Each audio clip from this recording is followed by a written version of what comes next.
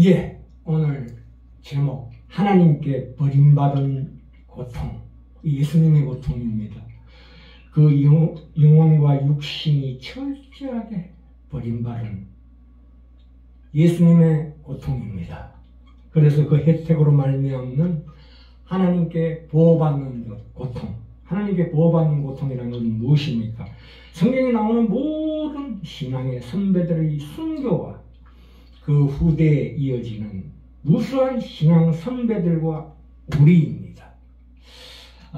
우리가 보통 이 예수 그리스도의 십자가 죽음을 순교자의 죽음과 비교하는데요. 그러나 그 차원은 전혀 차원이 다른 죽음입니다. 예수님께서 나의 하나님 어찌하여 나를 버리셨나이까 이라고 분민하며 부르짖은 것입니다. 예수님은 버림받았습니다. 실제로 하나님께 버림받았습니다. 복음서에 보시면 오전 9시 그때 십자가에 못 박히시고 정오에 드디어 해가 빛을 잃고 온 땅에 어둠이 편만했다고 합니다. 그리고 오후 3시에 엘리 엘리 라마 사박다니 하고 돌아가셨습니다. 누가복음 23장 40절에 보시면 아버지 내 영혼을 아버지 손에 부탁하나이다 다 이루었다 이렇게 돌아가셨습니다. 예수님이 왜 그렇게 빨리 돌아가셨을까요? 십자가 처형이라는 것은 아주 천천히 죽이는 형벌이었음을 우리가 기억하셔야 합니다. 그런데 성경은 요한복음 19장 33절에 보시면 로마 군병이 예수께 이르러서 이미 죽은 것을 보고 다리를 꺾지 아니하고 그중 한 군병이 창으로 옆구리를 찌르니 곧 피와 물이 나오더라 이렇게 말씀하고 있습니다. 군병들이 주님이 이미 죽으신 것을 보고 놀랐다고 기록하고 있습니다. 한 군병이 창으로 주님의 옆구리를 찌르자 물과 피가 나왔습니다. 혈병과 혈장과 그것이 분리되어 버린 것입니다. 피가 이미 덩어리된 혈병과 액체인 혈장으로 분리되어 버렸습니다. 그 영혼과 육체의 고통이 얼마나 컸던지 문자 그대로 혈병, 혈창, 혈장이 분리되어 버렸습니다. 이 마치 혈액을 원심분리기에 돌린 것 같은 그런 짙고 어두운 참 이 피와 핏덩어리와 노란색의 액체가 흘러나왔던 것입니다. 그 예수님의 죽음이라는 것은 죄를 향한 하나님의 진노가 남김없이 그 몸에 부어졌습니다. 예수님의 그 범민과 고통은 우리가 상상조차 할 수 없는 극심한 것이었습니다. 음부의 고통이 그에게 미쳤다고 시편 116편 3절에 사망의 둘이 나를 두르고 음부의 고통이 내게 미침으로라고 하나님의 진노가 이 예수 그리스도 한 분에게 집중되었다는 것입니다. 그런데 이 바울이 임종시에 무슨 얘기했냐면 왜 예수님의 죽음과 이 순교자의 죽음이 다른가 하면 바울이 이렇게 고백합니다. 디모데후서 4장 7절에서 8절에 임종시에 내가 선한 싸움을 싸우고 나의 달려갈 길을 마치고 믿음을 지켰으니 이제 후로는 나를 위하여 의의 면류관이 예배되었으므로 주의 나타나심을 사모하는 모든 자에게니라 이렇게 고백하고 있습니다. 또한 성경에 나왔다시피 구약에 다니엘은 어떻습니까? 다니엘서 6장 22절에 나오지요. 사자굴에서 하나님이 보내신 천사가 사자 입을 봉하신 사건과 다니엘의 세 친구 사드락과 메삭과 아벳느고가 그렇지 3장 27절에 나옵니다. 풀무불에 던져졌는데 불탄 냄새도 없었더라. 머리카락 한 올도 그슬리지 않았더라고 얘기하고 있습니다. 하나님의 보호하심이 있었다는 얘기예요. 그리고 신약의 스데반이 뭐라고 그랬습니까? 사도행전 7장 56절에 말하되 보라 하늘이 열리고 인자가 하나님 우편에 앉으신 것이 아니라 서신 것을 보노라 하니 이렇게 말하고 있습니다. 예, 그래서 오늘 제목이 하나님께 철저하게 버림받는 고통, 예수님이죠.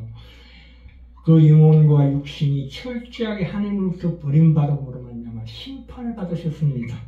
그 혜택으로 말미암는 하나님께 보호받는 고통이 있습니다.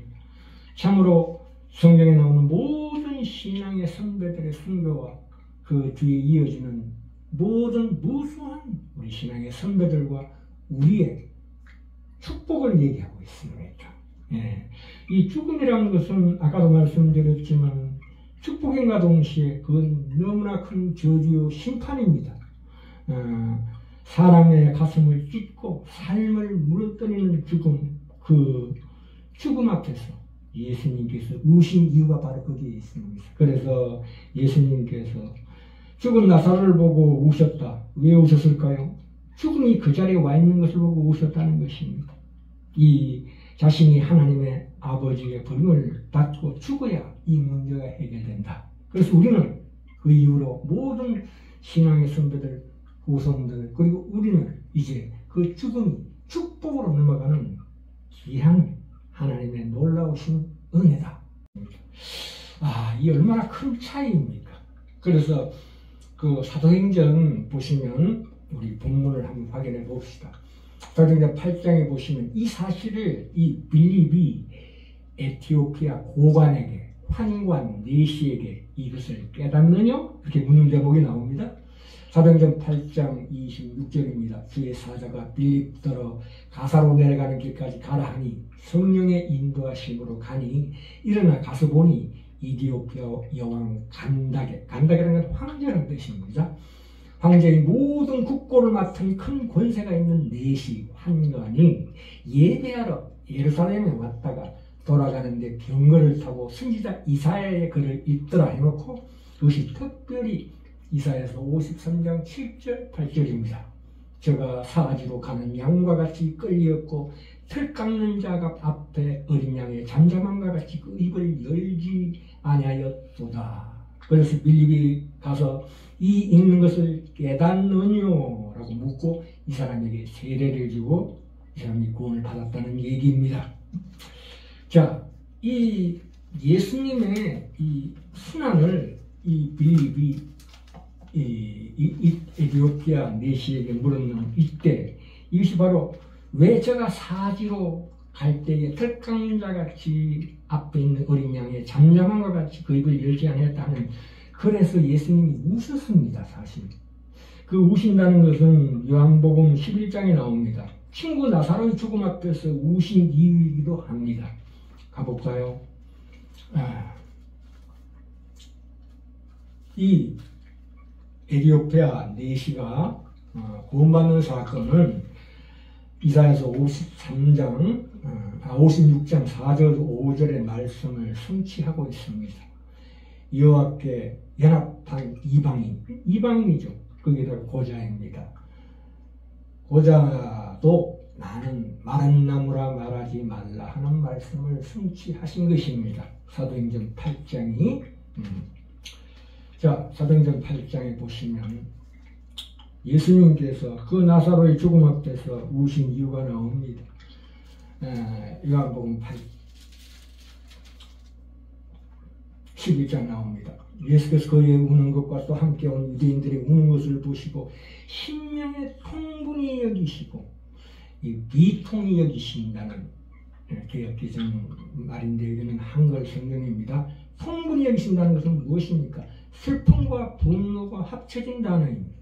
그리고 민망히 여긴다는 것은 불쌍히 여긴다는 뜻인데 그보다 더 깊은 뜻이 있습니다. 마치 창자가, 원어가 창자입니다. 헬라 원어가 창자가 뒤틀리는 것 같은 동정심, 애절하고 그 간절한 사랑을 표현하고 있습니다. 그것을 그냥 내버려 둘 수가 없는 사랑을 느끼신 것입니다. 이 예수님께서 참 이런 나사로의 죽음 앞에서 이렇게 우신 이유는 이 자신이 죽어야만 그 죽음의 문제가 처리된다는 것을 알았기 때문에 오셨습니다. 단지 나사로가 죽음 때문에 온 건 아닙니다. 왜 예수께서 눈물을 흘리시더라고 말씀하셨습니까? 그 죄, 악, 지옥, 마귀, 그것이 무엇입니까? 죽음입니다.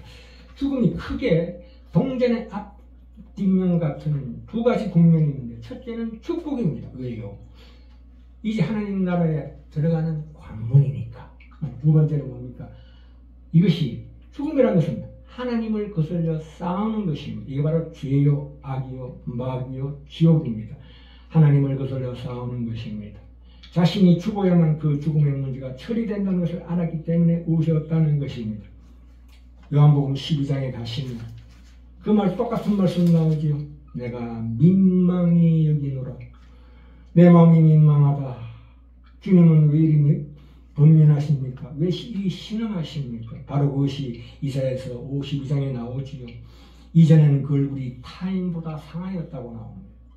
이전에는 그 얼굴이 타인보다 상하였다.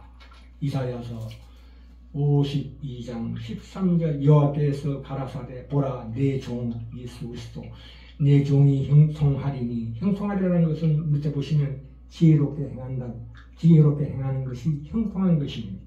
밭들어 높이 들려서 지극히 존귀하게 되리라. 그러나 이전에는 그 얼굴이 타인보다 상하였고 그 모양이 인생보다 상하였으므로 우리가 그를 보고 놀랐더니와 우리가 사람이라 부를 수 없을 정도의 그 초췌한 예수님의 십자가에 달리시기 전의 모습을 지금 표현하고 있는 것입니다. 그 영혼을 속건제로 드리기에 이르렀습니다. 그래서 53장의 쭉 1절부터 8절까지 예수 그리스도 그 아까 사도행전에서 이 빌립이 이디오피아 황관에게 네가 이 사실을 깨닫느냐 이렇게 묻는 대목입니다.